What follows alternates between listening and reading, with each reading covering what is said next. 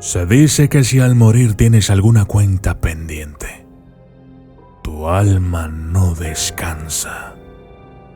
Busca a toda costa terminar eso que le hizo falta para poder descansar en paz.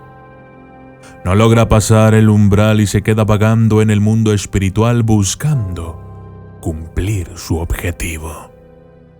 El caso de esta historia es la de un hombre atado a una venganza aún después de la muerte. Y dice así: cuando me enteré de que mi mujer me era infiel con su jefe, ardí de cólera y celos. Los investigué por semanas y cuando por fin los descubrí, decidí esperar a tener pruebas para confrontarlos y que no pudieran negar nada. Ellos no sabían que en mis escasos ratos libres los vigilaba de cerca. Sin embargo, no podía hacer nada al respecto. Él era un abogado corrupto con influencias políticas y con mucho poder económico.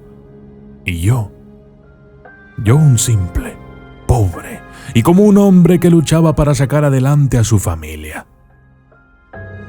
Tenía 2 trabajos para poder solventar los gastos. De día trabajaba de guardia de seguridad en una empresa privada y de noche laboraba de velador para otra compañía. Ni así nos alcanzaba para poder pagar todas las cuentas. Mi sueldo era tan miserable que mi esposa tenía que trabajar también. Ella encontró un puesto en un bufete de abogados, pero con el tiempo, nuestra vida marital cambió repentinamente. Fue cuando decidí seguirla. Ahí empezó mi tormento. El jefe seduciendo a su secretaria, mi mujer. Con intenciones de quedarse con mi familia, le vendía una vida de ensueño a mi esposa. Cuando ella iba supuestamente al café con sus amigas, en realidad se iba con él a un departamento que habían rentado para poder hacer sus cochinadas. Creían que nunca me enteraría. Él no tenía hijos y quería robarse a mi familia. La convenció diciéndole que él podía darle una mejor vida a mis hijas y un automóvil para que fueran a la universidad privada. Tan solo con eso la compró. También comentó que podían quedarse con el dinero del seguro que descontaban de mi cheque. Ella, en vez de darme mi lugar y respetar a nuestra familia, se dio con el estúpido pretexto de que lo hacía por nuestras niñas. Con el tiempo, yo empecé a estorbar. Cuando por fin decidí encararlos, un pistolero, alguien que ellos habían contratado, me encontró en la calle, queriéndome llenar de plomo el cuerpo a plena luz del día.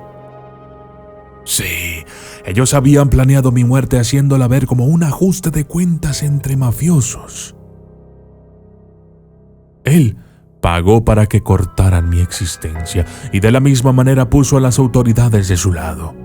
Él podía comprar todo, incluso mi vida o mi muerte. El pistolero me ejecutó. Después de ser acribillado, desperté. Sí, desperté. Regresé de las penumbras, pero como un espíritu que retorna después de una muerte violenta para ajustar cuentas. Al inicio no entendía lo que pasaba hasta que recordé cada detalle y caí en cuenta de que estaba muerto. Por un momento noté una luz brillante, hermosa, que me daba una paz profunda. Pero la oscuridad del rencor, el odio y los celos eran más fuertes y no me permitieron seguirla. Tenía la necesidad de cobrar venganza. No podía quedarme con los brazos cruzados y dejarlos gozar la vida sin consecuencias. Ellos tenían que pagar. Tantas veces escuché historias de almas en pena y hoy soy una de ellas. Tenía que cumplir mi objetivo para poder descansar, seguir esa luz de paz hacia el otro lado, ese que tanto mencionan, pero ningún ser superior me lo aclaró. Nadie se presentó en mi ayuda. Pensé en matar a la viuda, mi esposa, por infiel, pero no lo hice por mis hijas. Ellas aún la necesitaban y mi mujer no podía tener una salida tan fácil. Después de haberse coludido con su jefe, su estúpido amante, para matarme y quedarse, así como si nada, con mi familia. Decidí empezar mi venganza con el abogado. Lo seguí hasta su departamento ubicado en el 10º piso de un lujoso edificio, el mismo en que se veía con mi mujer. Él fumaba un puro, recargado en el barandal de un balcón mientras miraba su móvil. Pensé en empujarlo. Sería una muerte rápida, sin dolor. Y él no se merecía eso. Tenía que sufrir. Disfruté mucho ver su cara de pánico al susurrarle al oído: ¿creíste que te habías librado de mí? Dio un gran brinco, mojó su pantalón y yo le seguía hablando desde las sombras. Vas a pagar con creces lo que hiciste. Le decía. Él creía que se estaba volviendo loco. Durante varias noches me le aparecí. Le provoqué ataques de pánico. Hice que se cagara de miedo. No lo dejé dormir ni un solo momento. El tormento fue tanto que lo hizo entregarse a las autoridades. Pero ellos no aceptaron meterlo en prisión ya que su libertad ya estaba pagada. El abogado pidió ser encerrado en un centro psiquiátrico y así ocurrió. Pues él pagó al mejor doctor para que borrara las voces que habitaban en su cabeza.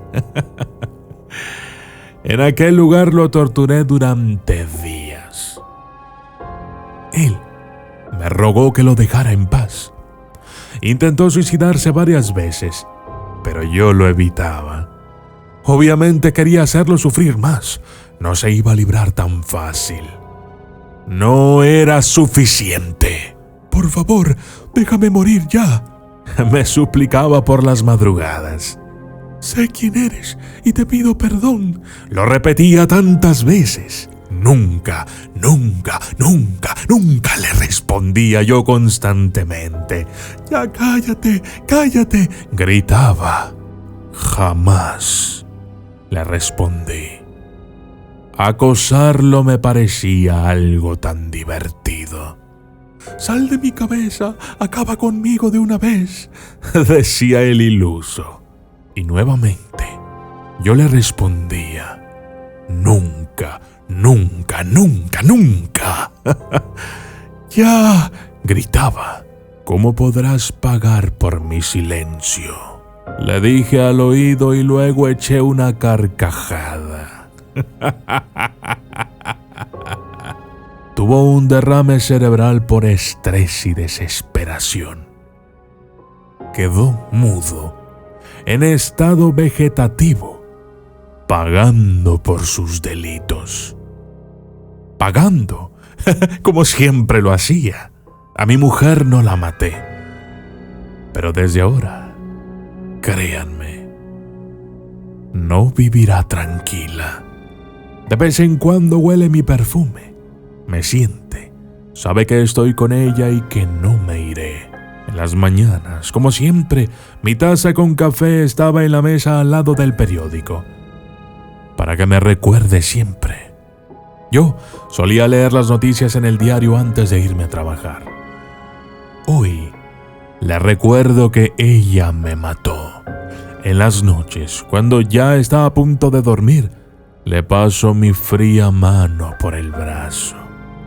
La veo erizarse y estremecerse de miedo. Yo sé que la culpa la corroe.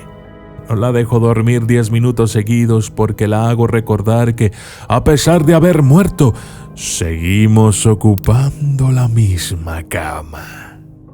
Y entonces le susurro al oído: no me iré aquí seguiré hasta el día en que me puedas volver a ver.